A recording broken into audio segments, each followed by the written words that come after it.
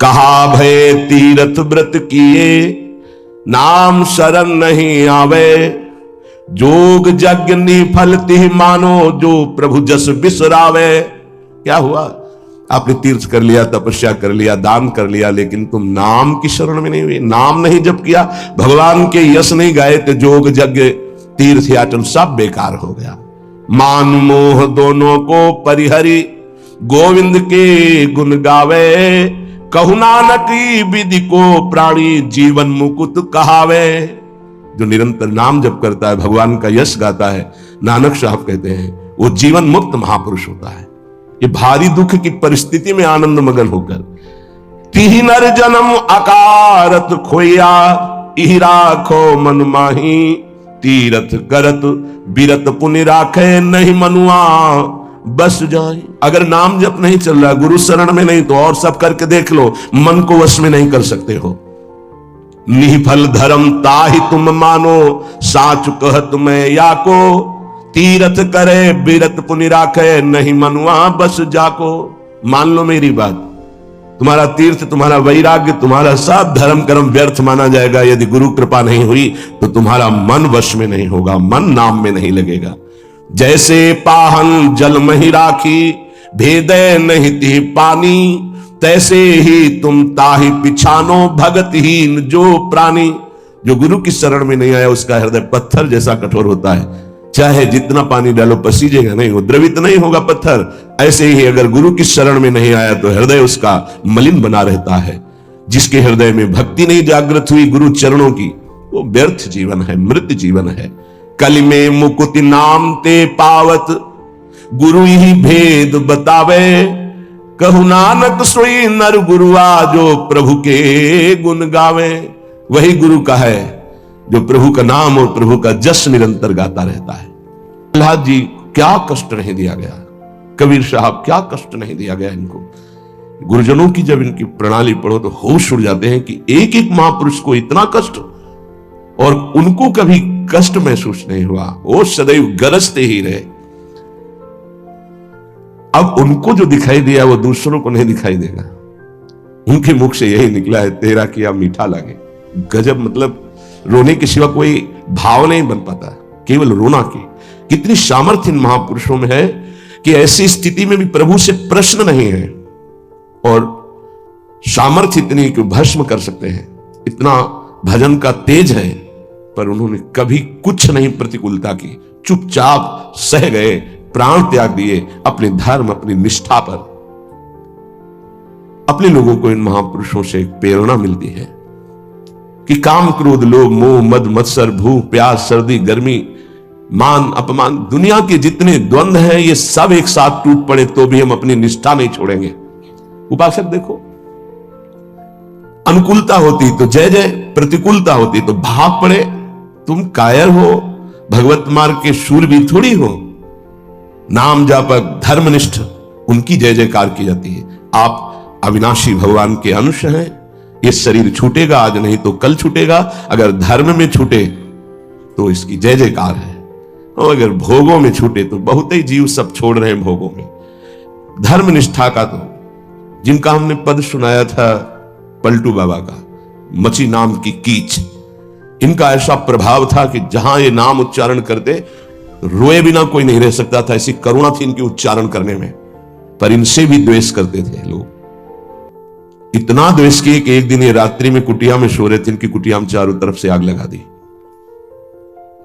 भौतिक शरीर तो वहीं दिखाई दिया, लेकिन भक्तों की मंडली सहित जगन्नाथपुरी में सुबह पाए गए। पार्थिव शरीर तो अयोध्या में ही रहा, पांच भौतिक, जो कुटिया में जल गया, और वो दिव्य शरीर से जगन्नाथपुरी में भक्तों की मंडली के बीच में पाए गए। तो वहां उनसे पूछा कि आप अवध से कब आए? तो उन्होंने सुबह कहा कि आज ही रात्रि के आए। इतनी जल्दी कैसे आ गए? बोले अवधनाथ ने भेज दिया है। वहां पलटू नाम का जो शरीर था वो जल गया, तब पता चला कि दिव्य देह से भक्त मंडली में विराजमान है। ये निष्ठाएं ऐसे कोई थोड़ी कि जहां फूल माला चंदन इत्र खुशबू खान पान जय जयकार प्रणाम नमस्कार तो आप धर्मनिष्ठ है, और जहां प्रतिकूलता तो आप बदल गए, इसे निष्ठा नहीं कहते। जिस सर पर मनोपुष्प और दुग्ध का अभिषेक हुआ पूज्य पादुड़िया बाबा, उसी सर पर 6-6 इंच के गड़ा से चले। ओम पधार गए। इतनी सुकोमल देह ठाकुर हरिदास जी की, महामंत्र जोर जोर से लाखों की संख्या में जपने वाले महापुरुष, 22 बाजारों में मार कोड़े जल्लादों ने खाल नोच ली, लेकिन हरि बोल के सिवा शब्द नहीं निकला। इसे कहते हैं निष्ठा। यहां जरा सी कामना पूर्ति नहीं हुई, भगवान पर श्रद्धा हो गई, ये कोई निष्ठावान है। ये निष्ठा कैसे जागृत होती? सिर्फ गुरु कृपा से। जहां गुरुजनों की महिमा पढ़ी तो गुरु कृपा से। गुरु कृपा का स्वरूप क्या है? जो नाम प्राप्त हुआ है, यही गुरु कृपा है।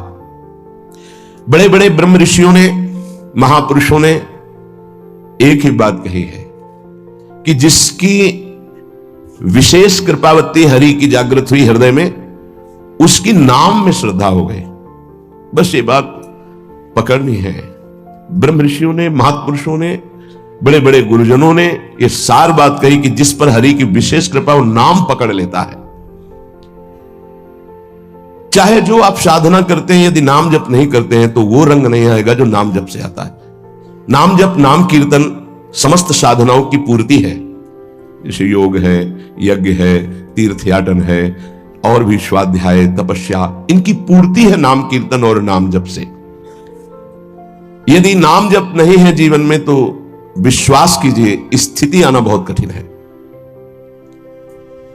प्रभु के मंगलमय नाम का श्रवण और कीर्तन, यन्नाम श्रुति मात्रेण पुमान भवति निर्मलः तस्य तीर्थ पदा किं वा दासानाम अवशिष्यते।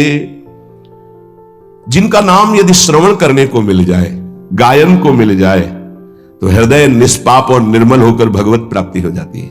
फिर जिनके हृदय में भगवान का दासत्व जागृत हो चुका है और वो नाम स्वाद ले रहे हैं, उनकी महिमा का क्या वर्णन। यन्नाम ग्रहणन अखिलान श्रोत्रनात्मान मेव च सद्यः पुनाति किं भूयस् तस्य स्पृष्टः पदाहिते।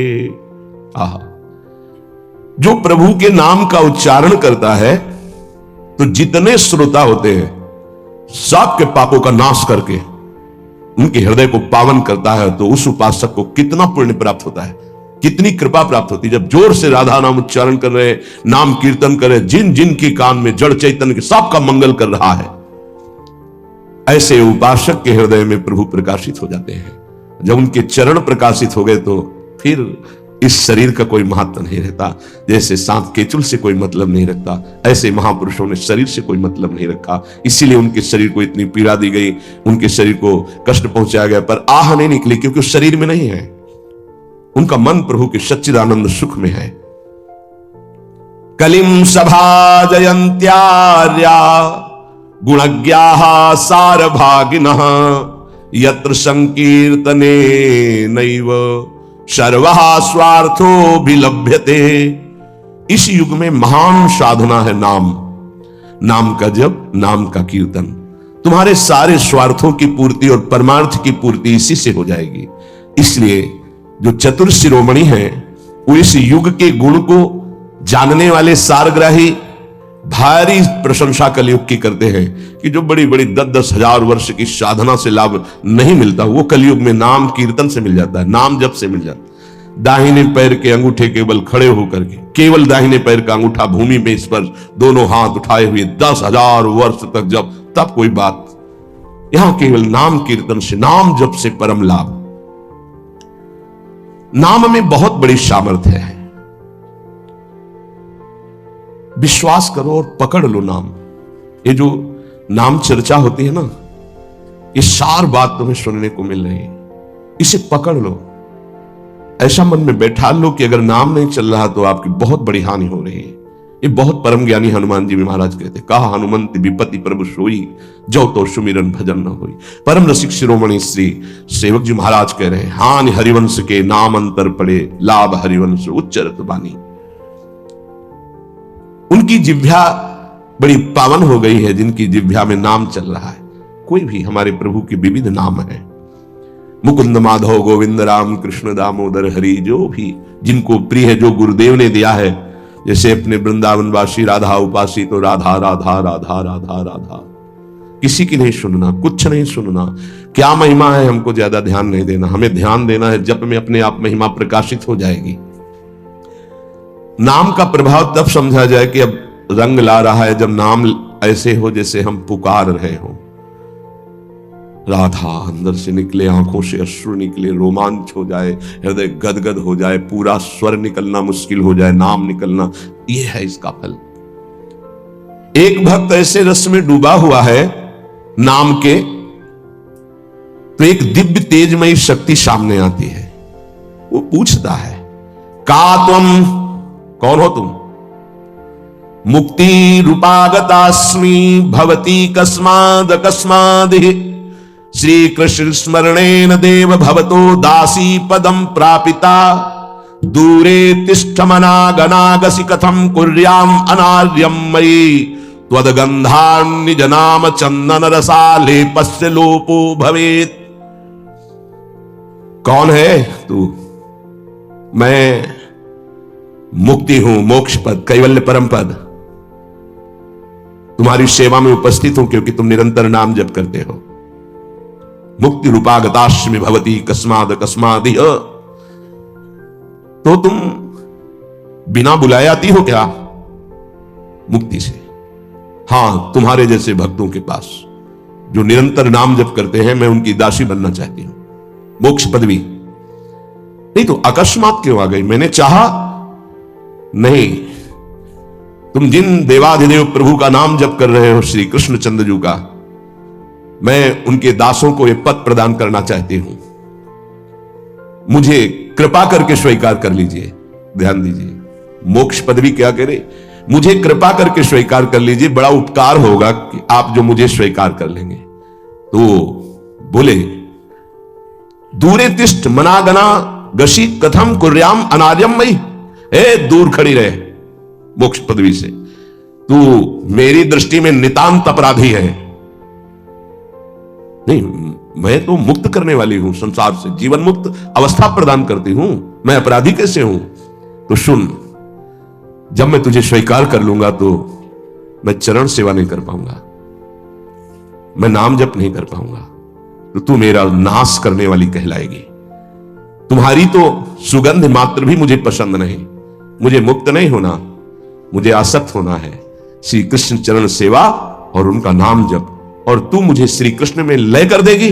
नहीं चाहिए, मैं स्वीकार नहीं करता। मैं भगवत दास हूं, इससे बढ़कर तेरा पद नहीं है। तू भगवान का विस्मरण करा देगी, क्योंकि लय हो जाने पर सत्ता ही नहीं रहती। ये मेरा नाम छूट जाएगा जो जप रहा हूं, ये मेरी सेवा छूट जाएगी। मैं उपास्य देव में लीन होकर उपास्य देव नहीं बनना चाहता, मैं उपास्य देव की सेवा में और नाम जप करना चाहता हूं। इसलिए तू अनार्य है, मेरे सामने से हट जा, मैं तुझे स्वीकार नहीं करता। त्वदगंधा निज नाम चंदन रसाले पश्च लोपो भवेत। तेरी गंध भी आ जाए तो भगवत प्रेम का लोप हो जाता है, इसलिए मुझे नहीं चाहिए। ये नाम जापक की महिमा भगवान ने भी कहा, दी मानम न ग्रहणंति बिना मत सेवनम जना।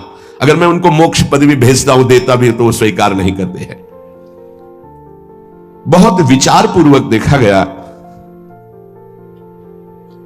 कि उपासक का परम धन नाम है। लोक परलोक की जो भी तुम्हें भोग सामग्री चाहिए, पदवी चाहिए, सिद्धियां चाहिए, मोक्ष चाहिए, प्रेम चाहिए, सब नाम जप से मिल जाएगा। ये किसी एक महापुरुषों के नहीं, शास्त्र प्रमाणित है। इतने नाम महिमा से युक्त महापुरुष, जितने भी बड़े बड़े महापुरुष हुए हैं, चाहे जहां के हों, सब नाम से ही हुए हैं। सुलभ से सुलभ परमार्थ का सहज साधन और सर्वोपरि साधन निरपवाद रूप से समस्त महापुरुषों ने स्वीकार किया है नाम। भारी दुख और संकट में, दुख और संकट स्पर्श ना कर पावे, वो स्थिति प्रदान करता है नाम। देखो, दुख और संकट स्पर्श न कर पावे शब्द है। दुख संकट घेरते हैं, स्पर्श नहीं कर सकते। अर्थात इतनी ऊंचाई होती है कि पांच भौतिक देह पे ही प्रहार हो सकता है, स्वरूप पे नहीं। और वो नाम के बल से ऐसी ऊंचाई पे होता है जहां नैनम छिन्दन्ति शस्त्राणि नैनम दाति पावकः न चैनम क्लेदयन्त्यापो न शोषयति मारुतः। ये स्थिति है, ये बातों से नहीं सही जा सकती। ये जब स्थिति आती है तब ऐसा होता है। भविष्य में कोई ऐसा दुख नहीं है जो नाम जापक को आके स्पर्श कर सके, विचलित कर सके। इसलिए साधकों को सिद्धावस्था प्रदान करने वाला एकमात्र साधन नाम है। पकड़ लीजिए। रोज चर्चा इसकी श्री जी करवा रहे हैं, इसीलिए कि यही एक कलिकाल में विशुद्ध महामहिमा में और चहुजुग चहुश्रुति नाम प्रभाव, चारों युगों में रहा, केवल कलयुग में ही नहीं है। चहुजुग चहुश्रुति नाम प्रभाव, कलि विशेष नहीं आन हो पाओ। कलयुग में यह विशेष है, ना आन हो पाओ, स्पष्ट कह दिया, ना आन हो पाओ। साधकों को बहुत ध्यान से सुनना है, बड़े महापुरुषों की बातें हैं। सिद्धावस्था की प्राप्ति इसी से होती, भजन से। भजन नसेनी प्रेम की। साधकों को सिद्धावस्था नाम से प्राप्त होती है। सिद्धों की सिद्धि की रक्षा नाम से होती, इसीलिए सनकादि हर समय हरिशरणम हरिशरणम।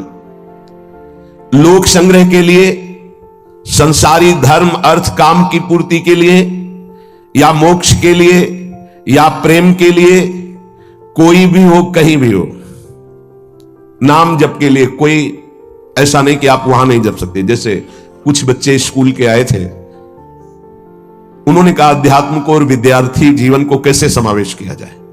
तो हमने कहा जो व्यर्थ समय आप व्यतीत करते हैं उसको भजन में लगा दीजिए।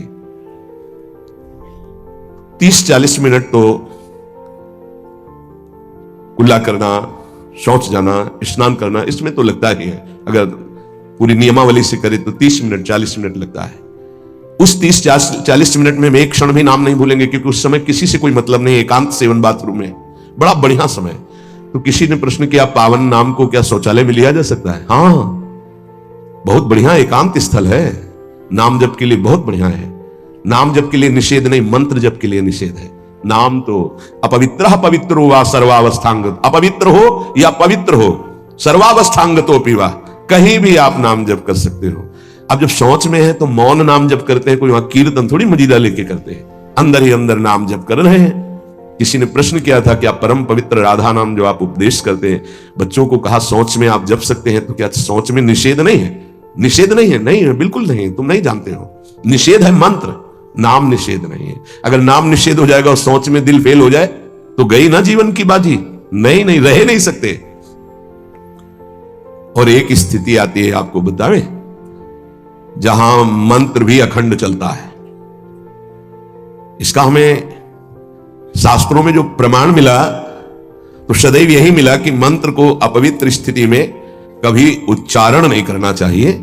पर एक हमको जब स्वाध्याय में ये पहली बार हमें मिला, तंत्र सार नामक ग्रंथ है, उसमें मिला कि यदि साधक की ऐसी परिपक्व अवस्था हो गई है कि मंत्र रुकता ही नहीं है मानसिक, तो इसमें पाया गया कि असुचिर्वा सुचिर्वापि गच्छंस्तिष्ठं स्वपन्नपि मंत्रैक शरणो विद्वान मनसैवं सदाभ्यसेत न दोषो मानसे जापे सर्वदेशे सर्वदा जपनिष्ठो द्विजश्रेष्ठो अखिल यज्ञ फलम लभेत। बहुत वर्षों से अभ्यास हो गया मंत्र का, मंत्राकार वृत्ति है, अब वो शौच में बैठा है, वो जप नहीं रहा, उसकी वृत्ति ही मंत्राकार है। मनसैवं सदाभ्यसेत, उसने मन से सदाभ्यास किया है, अब मन मंत्रमय हो गया है, शरीर से शौच हो रही, वो मन मंत्राकार है। वैसे पीछे तक ये था कि मन मानसिक भी जप मंत्र का नहीं, ऐसा ही अभ्यास। ये जिस दिन मिला बहुत युद्ध करना पड़ा, जो मानसिक एक अभ्यास, उसमें बताया असुचिर व सुचिर वापी, अपवित्र है या पवित्र दशा में है। गच्छंस तिष्ठं स्वपन्नपि, वो चल रहा है या बैठा है, किसी भी स्थिति में लेटा है सैया पे, मंत्रैक शरणों विद्वान मनसैवं सदाभ्यसेत, उसका अभ्यास है तो सदैव उसके मंत्र चलेगा। न दोषो मानसे जापे, वो जप कर नहीं रहा, स्थिति उसकी है मंत्राकार। सर्वदेशे पि सर्वदा, तो बोले जपनिष्ठो द्विजश्रेष्ठो अखिल यज्ञ फलम लभेत, वो महान जप यज्ञ का अखिल फल प्राप्त कर चुका है। अवधूत स्थिति, ये हमें अभी तक नहीं मिला था, पूरा जीवन हो गया। जहां जहां निष्कर्ष निकला है तो यही निकला है, मंत्र पवित्र अवस्था। तो साधक मनमानी न करे। ये उन सिद्धों की बात है जिनकी मंत्राकार वृत्ति हो गई है, अब मन मंत्रमय हो चुका है, अब वो जप नहीं रहे, अब वो मंत्र मनमय है। ध्यान में बसा हुआ कैसे छूटे वो सदाभ्यास, वो सदाभ्यास किया, सैया में बैठा चल फिर रहा जैसे, अब असुचिर सुचिर हुआ, अब खत्म उसका खेल। लेकिन ये आखिरी स्थिति है, प्रारंभ में सावधान रहकर नाम कहीं जप सकते। देखो इसमें तो मंत्र के लिए भी कह दिया, स्थिति है ये स्थिति। जैसे भगवान ऋषभ देव शौच किए हुए उसी में लौट रहे हैं, भागवत में पढ़ के देखना, शौच किए हुए हैं, परमहंस संहिता श्रीमद् भागवत है, और वो स्वयं दर्शा रहे हैं अद्भुत महापुरुषों की स्थिति, शौच में लौट रहे हैं परमानंद निमग्न भगवत स्वरूप में स्थित। नाम जप के लिए तो बिल्कुल खुला छूट है, कहीं भी आप जप सकते हैं।